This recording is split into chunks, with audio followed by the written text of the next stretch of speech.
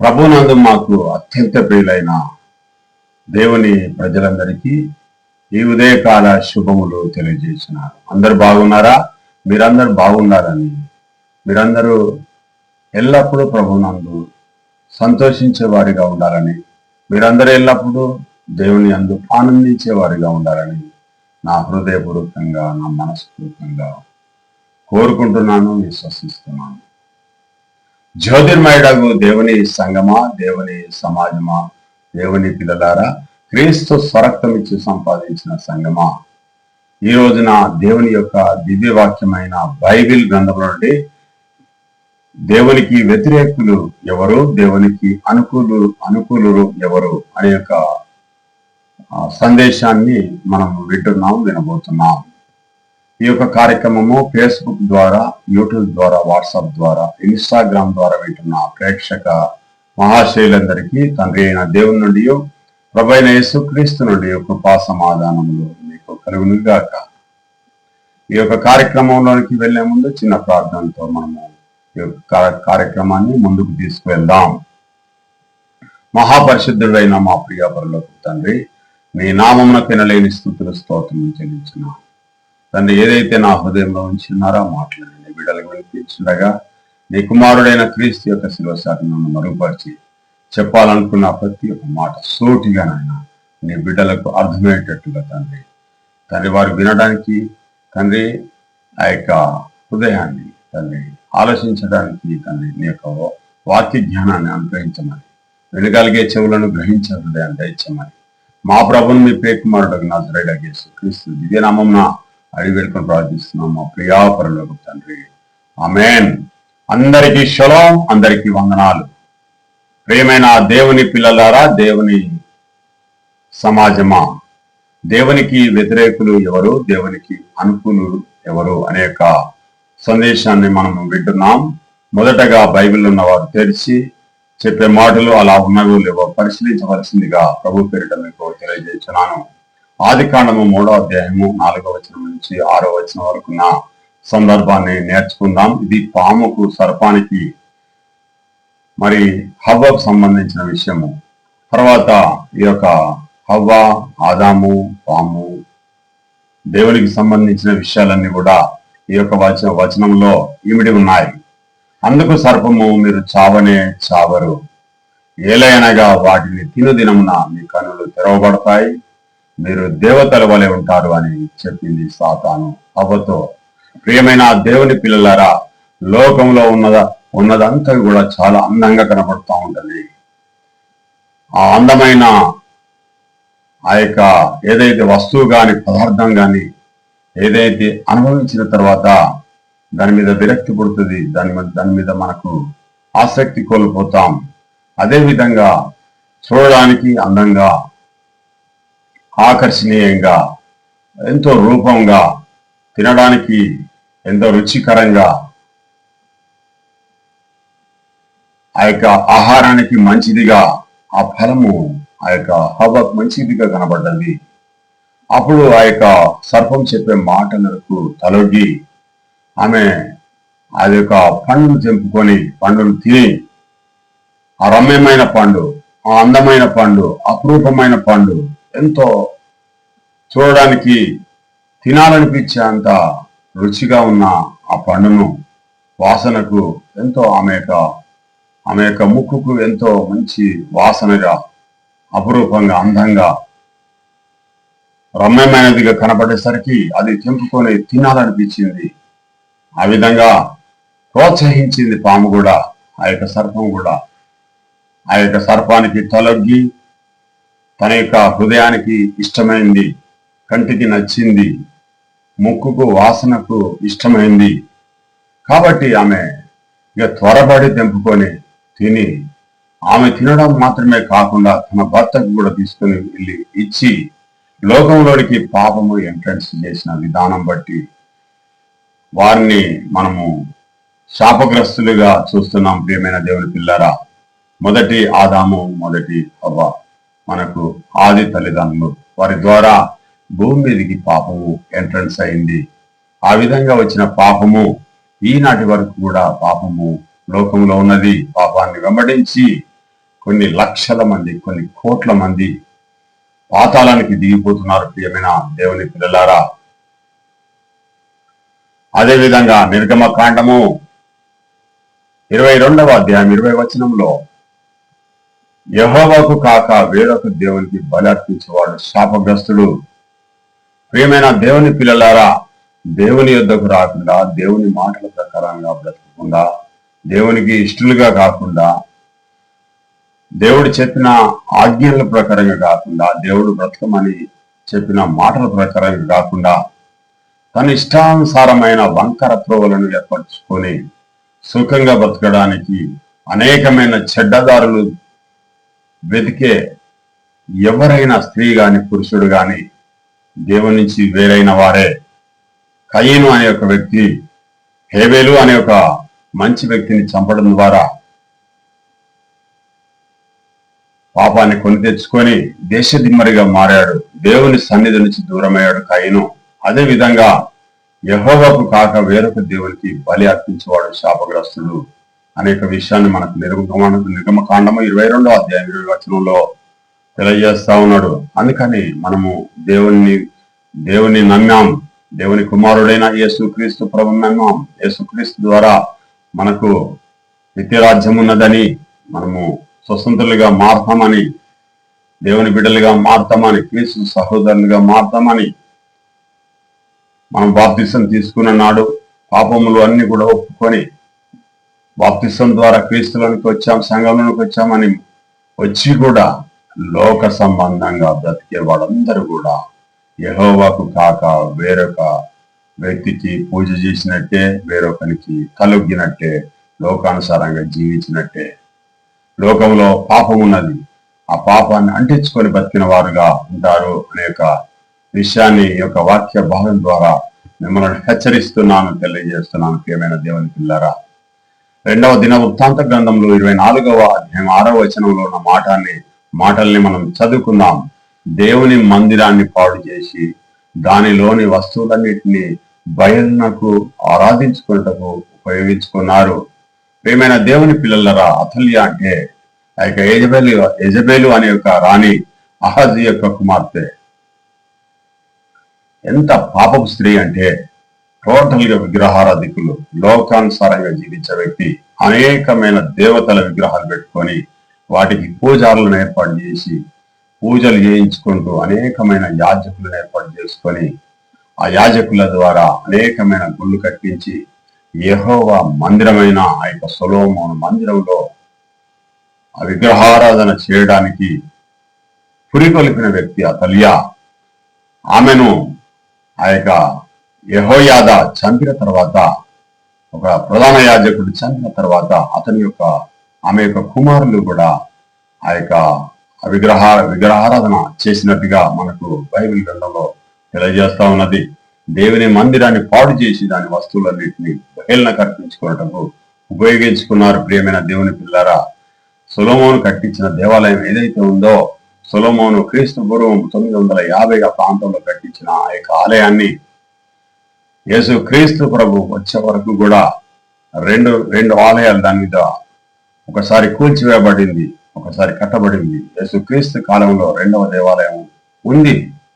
అప్పటి వరకు కూడా అనేకమైన విగ్రహారాధనకు కేంద్ర స్థానంగా కొంతమంది దుర్మార్గులు, దేవునికి వ్యతిరేకులు, చీకటి శక్తులు, అంధకార శక్తులు అన్నిటి కూడా ఒక చోట కూడి దేవుని యొక్క మందిరాన్ని పాడు చేసి దేవుని యొక్క వస్తువులన్నింటినీ కూడా విగ్రహారాధనకు, బలిపీఠాలకు ఆలయంగా చేశారు. ప్రియమైన దేవుని పిల్లారా, అలాంటి దేవుని యొక్క ఆలయాన్ని, దేవుని యొక్క ఆలయంలో బలులు అర్పించాల్సింది, ధూపం వేయాల్సింది, అర్పణలు అర్పించాల్సింది, నైవేద్యం పెట్టాల్సింది. ప్రియమైన దేవుని పిల్లలు, అక్కడ దేవుని యొక్క మహిమ రావాల్సిన చోట దయ్యం యొక్క మహిమ, శరీరానుసారమైన భక్తి, దేవతల ఆరాధన, దయ్యపు ఆరాధన, విగ్రహాలు పెట్టుకొని వాటికి మొక్కుచు వారి యొక్క హృదయం ఉప్పొంగుచు అనేకమైన చిందులు వేయచ్చు లోకానుసారమైన జీవితం జీవిస్తున్నారు. తండ్రి అయిన దేవుణ్ణి ఆరాధించాలంటే ఏ విధంగా ఆరాధించాలంటే ఆ రోజులలో బలులు అర్పించి నైవేద్యం పెట్టి దేవునికి ధూపం వేసేది ప్రియమైన దేవుని పిల్లలు, వెలిగించేది దీపాన్ని. అలాంటి ప్రాంతంలో బలులను అర్పించారు. దయ్యపు ఆత్మలను తీసుకొని వచ్చి, దయ్యపు బోధలను తీసుకొని వచ్చి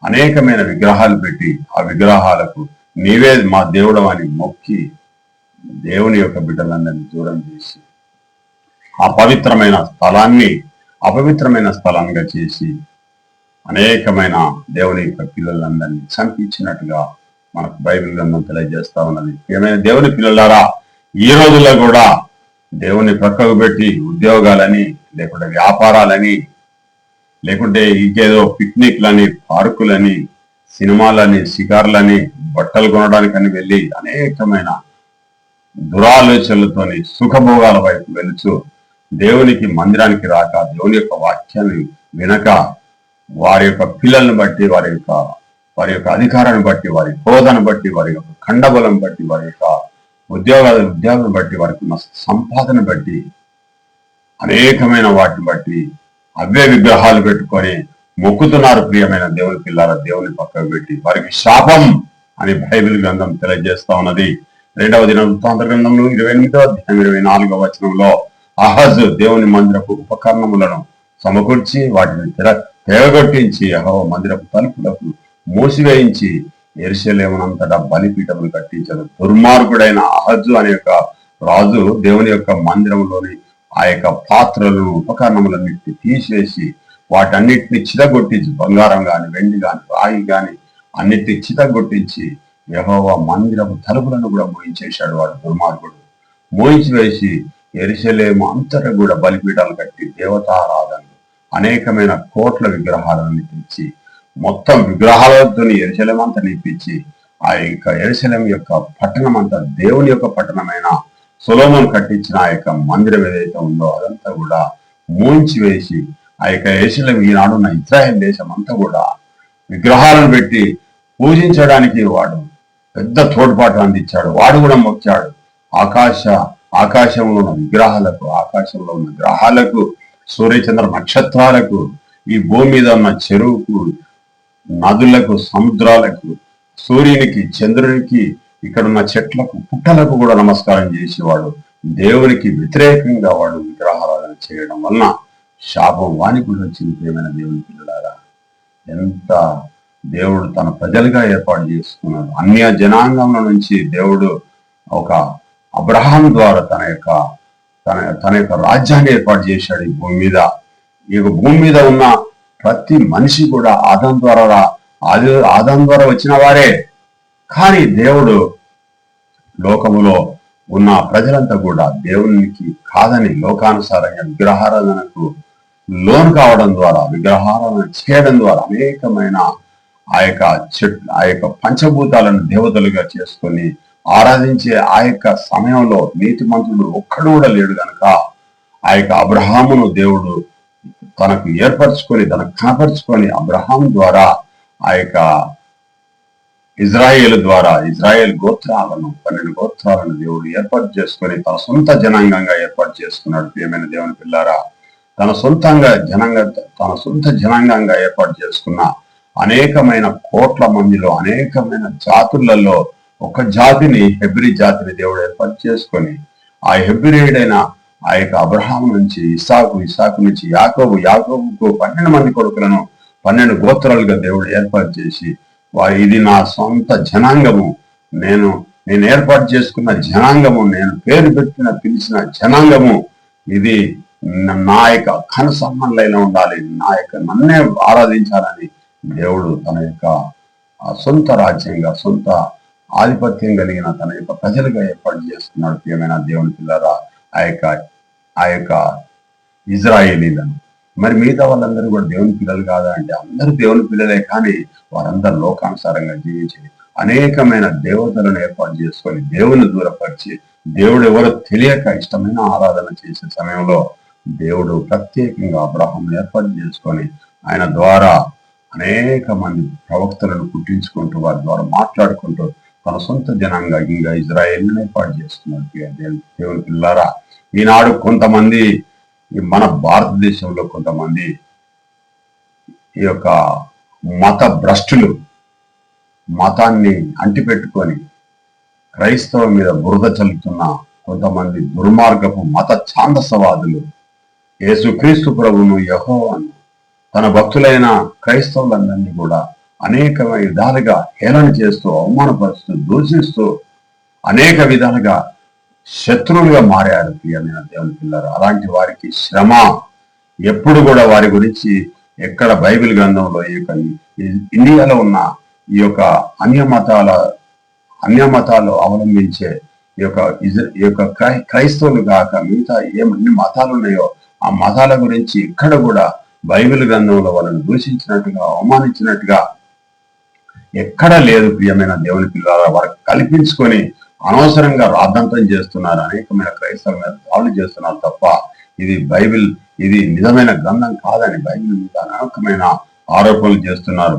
వారందరూ కూడా దేవుని యొక్క శిక్షకు పాత్రలు అవుతారు. వారు మత భ్రష్టులు, వారు మతాన్ని అంటుపెట్టుకొని మతం అనే యొక్క ముసుగులో క్రైస్తవుల మీద దాడులు చేస్తున్న వ్యక్తులని మీరు గమనించవలసిందిగా నేను ప్రభుత్వం తెలియజేస్తాను. ఏమైనా దేవుని పిల్లలారా, అక్కడ ఇజ్రాయేలీ యొక్క చుట్టుపక్కల ఉన్న ఆ యొక్క ఇజ్రాయేలీ జనాంగాలను దేవుడు ఏర్పాటు చేసుకున్నాడు. మిగతా జనాంగాలంతా కూడా విగ్రహారాధనకు వారి యొక్క ఇష్టమైన పాపానికి భ్రష్టులై దేవునికి దూరమై భ్రష్టత్వంలో మునిగి వారు చెడ్డ కార్యాలు చేయడం ద్వారా వారితో స్నేహితం చేయొద్దని ఇజ్రాయేల్తో చెప్పాడు.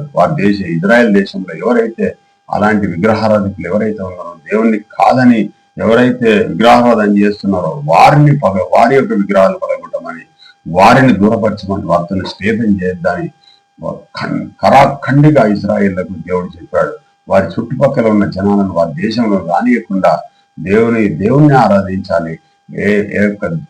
దేవుడు సృష్టించిన ఏ సృష్టిని కూడా పూజించడానికి వీల్లేదని దేవుడు ఖండితంగా వారికి చెప్పాడు. కనుక వారు దేవుని మీద భయభక్తులు కలిగి వారి యొక్క శత్రువులు అయిన ఆ యొక్క అన్య దేవతలను పూజించే వారందరినీ కూడా లేకుండా వారి యొక్క విగ్రహాలను పడగొట్టి వారిని సమూల నాశనం చేశారు, యుద్ధాలు చేశారు. అది న్యాయమే అక్కడ. కానీ ఇక్కడ భారతదేశంలో అట్లా చేయలేదు కదా. అనవసరంగా కల్పించుకొని మత ఛాందసవాదులు క్రైస్తవుల మీద దాడులు చేస్తున్న విధానం చూస్తే ఎంత చీకటి శక్తులు బలపెడుతున్నాయో. భారత రాజ్యాంగం అందరికీ హక్కు ఉన్నది. అందరూ కూడా ఎవరి మతాన్ని వారు ప్రకటించుకోవచ్చు అని చెప్పినా కూడా ఇంత దుర్మార్గమైన చర్యలకు పాల్పడుతున్నారంటే వీరికి కలిగిన బుద్ధి దేవుడే చెప్పాలి. ప్రియమైన దేవుని పిల్లరా, అంతవరకు మనం ఎదురు చూద్దాం, దేవునికి ప్రార్థన చేద్దాం. అందరిని ప్రేమిస్తున్నాం, మన మనము అందరిని ప్రేమిస్తున్నాం. సర్వ సృష్టికి సువార్త ప్రకటించాలి. అందరినీ కూడా మనం సహోదరులుగా ఏర్పాటు చేసుకోవాలి. అందరినీ కూడా మనం కలుపుకోవాలని దేవుడు చెప్పాడు. కనుక మనం ఎంత కలుపుకోవాలని ప్రయత్నం చేసినా, మనం ఎంత ప్రేమించినా కానీ వారు ఇంకా మనకు దూరమై ఇక చంటి పాప ఏ విధంగా అయితే తన చేతుల నుంచి జారిపోతా ఉన్నదో ఆ విధంగా జారిపోయి మన మీదనే తిరుగుబాటు చేసి దేవునికి వ్యతిరేకంగా మారి దేవుని యొక్క శిక్షకు పాత్రలు అవుతున్నారు ఈనాడు మత ఛాందసవాదులు. ప్రియమైన దేవుని పిల్లలు, అందరినీ ప్రేమిద్దాం, వారి గురించి కూడా ప్రార్థన చేద్దాం. మనం దేవునికి వారి యొక్క మనసును కూడా మార్చి దేవుడు వారిని కూడా బిడ్డలుగా నేర్పించి తయారు చేసుకొని వారిని కూడా ఒక పరిశుద్ధమైన జీవితం జీవించేటట్టుగా వారి గురించి కూడా మనం ప్రయత్నం చేసి వారి గురించి కూడా ప్రార్థన చేద్దాం. ప్రియమైన దేవుని పిల్లారా, ఇంకొక దుర్మార్గుడు మనష్య అనే ఒక దుర్మార్గుడు దేవుని యొక్క ఇజ్రాయేలుకు యూదా గోత్రానికి రాజుగా 55 సంవత్సరాలు పరిపాలించిన మనష్య అనే ఒక దుర్మార్గుడు హిజ్కియా ఎంత పవిత్రుడో ఎంత పరిశుద్ధుడో, దేవుని యందు భయభక్తులు కలిగి దేవుని చేత 15 సంవత్సరాలు ఆయన ఆయుష్ను పొందిన హిజ్కియా గారి యొక్క కడుపున చెడబుట్టాడు మనష్య అనే ఒక దుర్మార్గుడైన రాజు. వాడేం చేశాడంటే తన తండ్రి హిజ్కియా పడగొట్టి ఉన్నత స్థలంలో తిరిగి కట్టించి బయలుదేవతను బలిపీఠములను నిలిపి దేవతా స్తంభములను చేయించి ఆకాశ నక్షత్రములన్నిటినీ పూజ చేశాడు. ప్రియమైన దేవుని పిల్లారా, వాడు ఆకాశంలో ఉన్న వాటన్నిటికీ మొక్కాడు. వాడు భూమి మీద ఉన్న ఈ యొక్క కర్రతో చేసినవి, రాయితో చేసినవి, రప్పతో చేసినవి, బొమ్ముతో చేసినవి, కర్రలతో చేసినవి, మట్టితో చేసినవి, అనేకమైన ఎలిమెంట్స్ తో తయారు చేసిన విగ్రహాలన్నింటినీ తీసుకొని వచ్చి యెరూషలేము మొత్తం కూడా అంతటా ఒక్కొక్క గుడి వాడకొక గుడి, ఇంటికి ఒక గుడి కూడా కట్టాడు. వాడు దుర్మార్గుడు కట్టి దేవునికి రావాల్సిన మహిమను ఆ బొమ్మలకు ఇచ్చాడు. ప్రియమైన దేవుని పిల్లారా, తదనుగుణంగా వాడు శాపగ్రస్తుడయ్యాడు. అలాంటి పని మనం కూడా చేయొద్దు. మన యొక్క ధనాన్ని బట్టి, మన యొక్క అధికారాన్ని బట్టి, మనకున్న డబ్బును బట్టి, మనకున్న ఇళ్లను బట్టి, మనకున్న పిల్లలను బట్టి, మనకున్న హోదాను బట్టి దేవుని మర్చిపోయి దేవునికి అయిష్టంగా ఆ సమయాన్నంతా మన స్వప్రయోజనాల గురించి ఉపయోగించుకుంటున్నావా? మనిషి చేసినట్టు నువ్వు నేను కూడా చేసినట్టే. తస్మాస్ జాగ్రత్త, దేవుని యొక్క శాపగ్రస్తం కాదు, దేవుని యొక్క శిక్షకు పాత్రలు అవుతారు. 24 గంటలు దేవుని యొక్క పని చేయడానికి దేవుడు మనల్ని పుట్టించాడు. మన పని మనం చేసుకోవడానికి కాదు, మనం తినడానికి కావలసిన భోజనం, మనకు కావలసిన వనరులను, బట్ట, తిండి, నీడ అన్ని కూడా దేవుడు ఇచ్చినాక దేవుణ్ణి మర్చిపోయి వారి యొక్క స్వప్రయోజనాల కోసం వారి ఉన్న సమయాన్నంతా కూడా వారి యొక్క అవసరాల కొరకే ఉపయోగిస్తున్నారు. మరి యేసుక్రీస్తు ప్రభు రెండోసారి వచ్చినప్పుడు ఏం సమాధానం చెప్తారు? మీరు దేవుని గురించి ఏం ప్రయాసపడుతున్నారు? మీరు సత్క్రియలు చేయడానికి దేవుడు మిమ్మల్ని పుట్టించాడు, తన కుమారులుగా స్వీకరించాడు. మిమ్మల్ని అందరినీ చీకట్లో నుంచి, అంధకారంలో నుంచి, ఆ పతన వ్యవస్థలో ఉన్నగా చచ్చిపోయిన వారిని మిమ్మల్ని అందరినీ కూడా తీసుకుని వచ్చి క్రీస్తు యొక్క పాదాల ఇద్దరిని నిలబెట్టి పవిత్రంగా చేసి ఆయన రక్తంలో కడిగి పరిశుద్ధపరిచి మీకు రక్షణ దయచేస్తే మీరు చేసే పని ఏమిటి? ఒకసారి ఆలోచన చేయవలసిందిగా నేను ప్రభు పేరిట మీకు తెలియజేస్తా ఉన్నాను.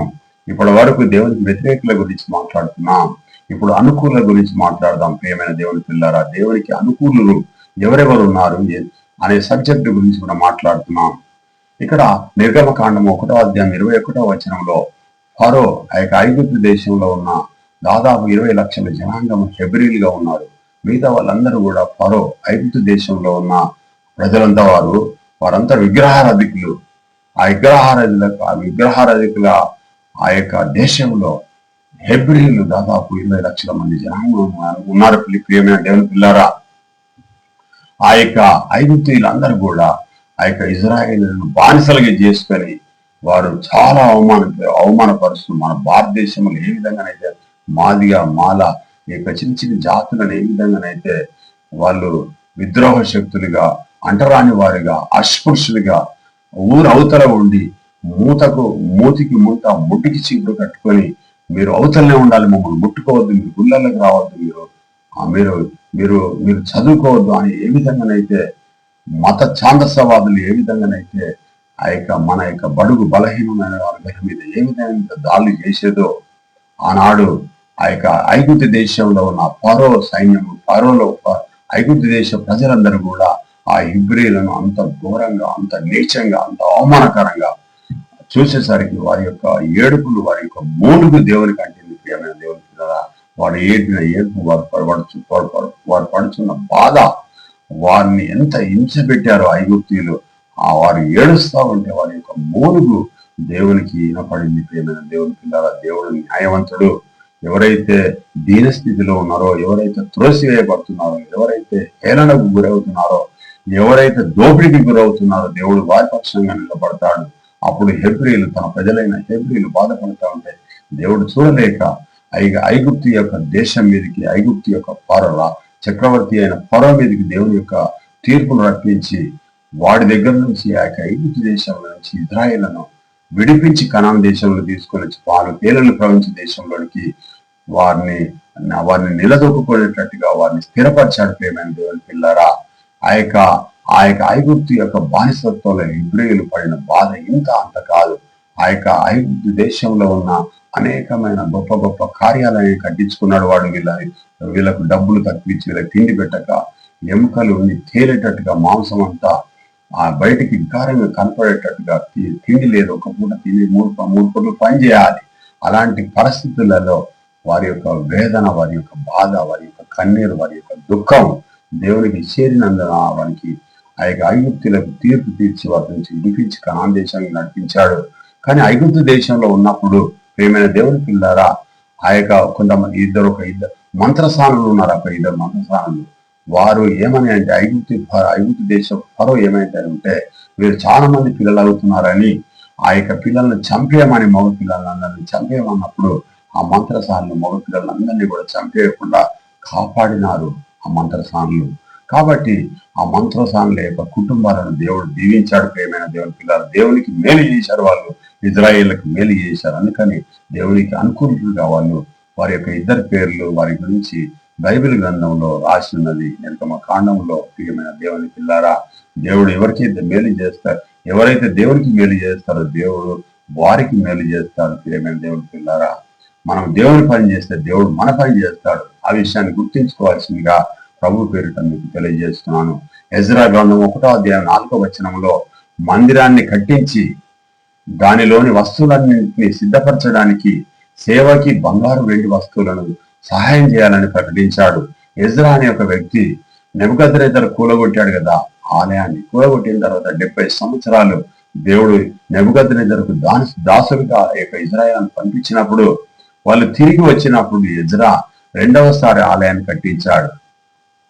కట్టించినప్పుడు దాని లోపల ఉన్న వస్తువులు లేవు కాబట్టి, ఉపకరణాలు లేవు కాబట్టి, దేవుణ్ణి ఆరాధించడానికి కావలసిన వస్తువులు లేవు కాబట్టి ఎజ్రా ఒక మాట చెప్పాడు. ఏమని అంటే, ప్రజలకు మీరు మీ దగ్గర ఉన్న బంగారాన్ని, వెండిని, మీ దగ్గర ఉన్న వస్తువులన్నింటినీ తెచ్చి దేవుని యొక్క పని కోసం తెమ్మని అన్నప్పుడు వారందరూ విస్తారంగా తెచ్చారు.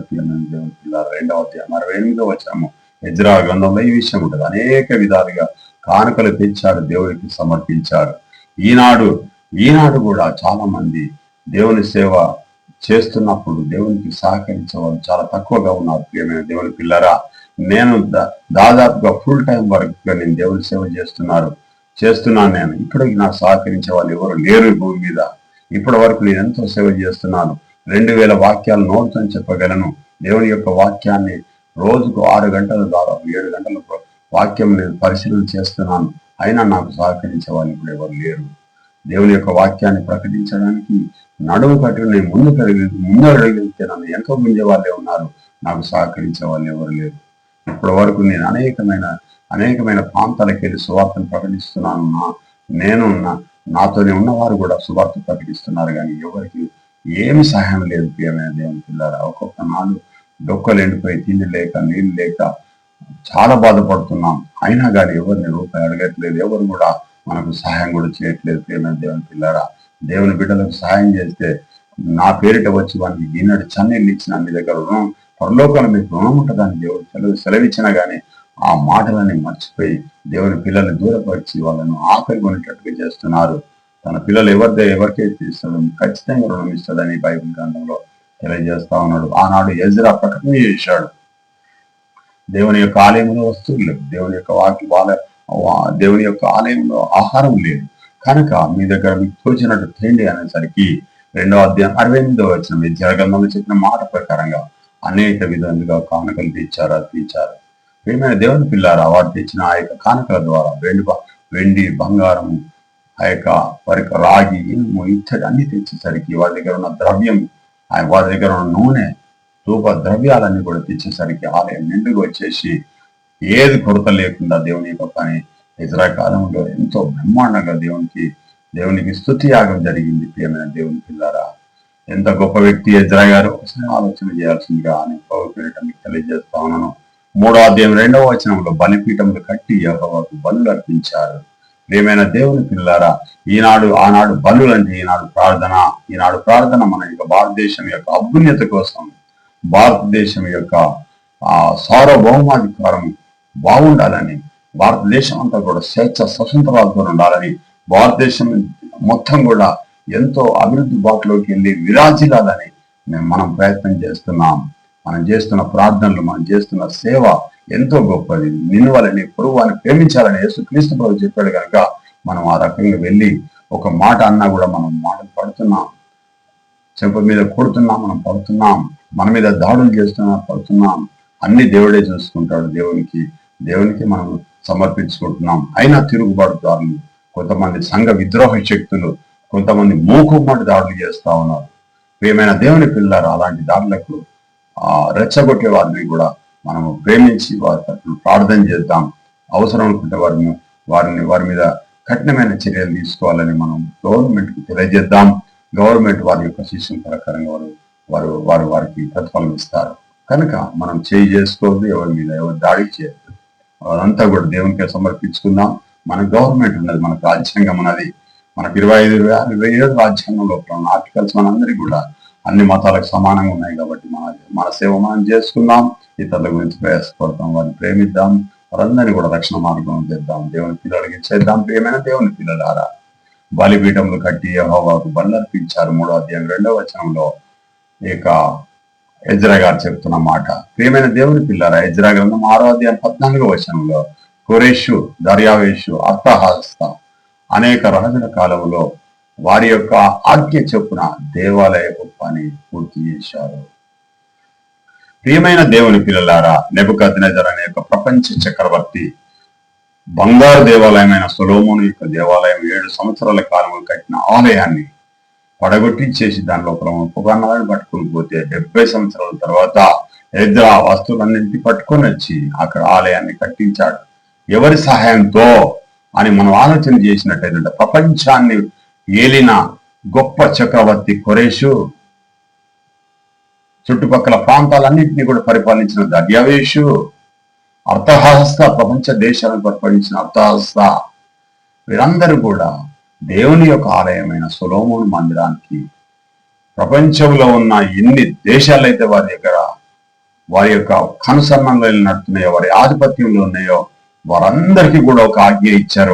వాళ్ళ ముగ్గురు, కొరేషు, దర్యావేషు, అర్థహస్త.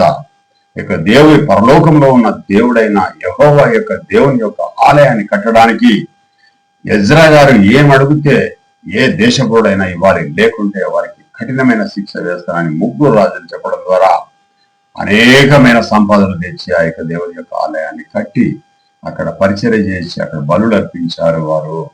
ప్రియమైన దేవుని పిల్లలారా, ఇంత గొప్ప కార్యము దేవుడు ఆ యొక్క చక్రవర్తుల ద్వారా నడిపించారు.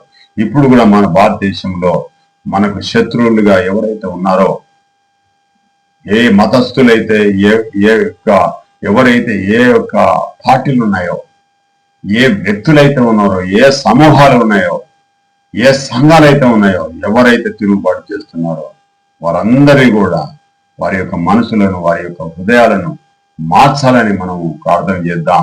పరలోకంలో ఉన్న దేవుడు, సర్వ సృష్టిని కలిగజేసిన తండ్రి అయిన దేవుడు యెహోవా వారి యొక్క హృదయాలను కదిలించి వారందరూ కూడా దేవుని యొక్క పని చేయడానికి వారు కూడా ముందొచ్చే అవకాశం రాబోయే కాలంలో ఉంటుందని నేను ప్రభు పేరిట నేను ఒక ప్రవచనం తెలియజేస్తా ఉన్నాను. ప్రియమైన దేవుని పిల్లారా, ఈ యొక్క మాట నెరవేరాలని ప్రార్థన చేద్దాం. కొంతమంది మంచి వాళ్ళ గురించి, కొంతమంది చెడ్డ వాళ్ళ గురించి బైబిల్ గ్రంథంలో ఎవరెవరు ఎట్లున్నారో ఒకసారి మనం తెలుసుకొని ఒక కార్యక్రమాన్ని మనం ముగిద్దాం. ప్రియమైన దేవుని పిల్లారా, మన బైబిల్ గ్రంథంలో కొంతమంది మంచి వ్యక్తులు ఉన్నారు. వాళ్ళలాగా మనం జీవించాలి. హానోకు అనే ఒక వ్యక్తి దేవునితో నడిచాడు. నోవహు అనే ఒక వ్యక్తి దేవునితో నడిచాడు. మెతుషెల అనే ఒక వ్యక్తి దేవునితో నడిచాడు. అబ్రహాము అనే ఒక వ్యక్తి దేవునితో నడిచాడు, దేవుని యొక్క నీతిని వెంబడించాడు. ఇస్సాకు అనే ఒక వ్యక్తి దేవుని యొక్క ఇష్టానుసారంగా నడిచాడు. యాకోబు దేవుని యొక్క ఇష్టడుగా ఉన్నాడు, దేవునికి సహోదరుడుగా ఉన్నాడు, దేవునికి స్నేహితుడిగా ఉన్నాడు. ప్రియమైన దేవుని పిల్లలు, దావీదు తన ఇల్లంతట్లో నమ్మకంగా ఉన్నాడు, తను నమ్మిన బంటుగా ఉన్నాడు దావీదు. ప్రియమైన దేవుని పిల్లారా, యేసు క్రీస్తు ప్రభు అయితే తనకు కుమారుడిగా స్వీకరించబడ్డాడు. ప్రియమైన దేవుని పిల్లారా, తన యొక్క ఇష్టానుసారంగా తన యొక్క ప్రియ శిష్యుని వలె, ప్రియ కుమారుని వలె ఉన్నాడు. ప్రియమైన దేవుని పిల్లారా, ఎంత గొప్ప ధన్యత యేసుక్రీస్తు ద్వారా మనకు కూడా ఇప్పుడు ఈనాడు యేసుక్రీస్తు ద్వారా మనకు కూడా దేవుని యొక్క ఆశీర్వాదాలు వస్తున్నాయి. ప్రియమైన దేవుని పిల్లారా, చెడ్డవారి గురించి కొన్ని మాటలు, కొంతమంది వ్యక్తులు ఉన్నారు చెడ్డవారు కూడా, వారి గురించి కూడా మనం ఒకసారి పరిశీలన చేద్దాం. ఆదాము దేవునికి వ్యతిరేకంగా పాపం లోకంలోకి ప్రవేశించడానికి ముఖ్య కారకుడయ్యాడు. కయ్యను తన తమ్ముడైన హేబేలు చంపి నరహత్య అనేది మొదటగా తీసుకొని వచ్చాడు పాపాన్ని లోకంలోనికి. నిమ్రోదు రాజుగా ఉండి, ఆ యొక్క చక్రవర్తిగా ఉండి, ఆ యొక్క దేవునికి వ్యతిరేకంగా ఆకాశాన్ని అంటే ఒక ఎత్తైన శిఖరం కట్టించి మానవులందరినీ కూడా విగ్రహారాధనకు ప్రోత్సహించాడు. ప్రియమైన దేవుని పిల్లరా, దేవునికి శత్రువులు వీళ్ళందరూ. ఫరో దేవుని యొక్క బిడ్డలైన, దేవుని ఏర్పాటు చేసుకున్న ఇజ్రాయేళ్లను వారిని చాలా హింసలు పెట్టి బాధించి అంటరాని వారిగా, అస్పృశ్యులుగా దూరం పెట్టేసి వారిని చిత్రహింసలు పెట్టి వారి యొక్క కఠోర శ్రమను దోచుకున్న మహా దరిద్రుడు, మహా దుర్మార్గుడు ఆ యొక్క ఫరో చక్రవర్తి. ఏమైనా దేవుని పిల్లలారా, ఇంకా కొంతమంది కనానీయులు చాలా డేంజర్ గా వీరైతే పక్క విగ్రహారాధికులు. ఆకాశంలో ఉన్న ప్రతి దాన్ని పూజిస్తారు, భూమి మీద ఉన్న సముద్రంలో ఉన్న వాటన్నిటికి కూడా పూజ చేస్తారు. విగ్రహారాధకులు, కొన్ని లక్షల విగ్రహాలు ఉన్నాయి వీళ్ళందరినీ కూడా దేవుడు మట్టు పెట్టించి వీళ్ళ విగ్రహాలన్నిటి పడగొట్టేసి వీటన్నిటిని సృజించింది నేను కదా, నన్ను పూజ చేయాలి కదా, మీరు వీటెందుకు పూజ చేస్తున్నారని వాళ్ళందరినీ కూడా సర్వనాశనం చేసేసి వారి యొక్క దేశాన్ని తీసుకొని తన పిల్లలైన ఇజ్రాయిల్కి ఇచ్చాడు. ప్రియమైన దేవుని పిల్లల, ఇది చరిత్ర.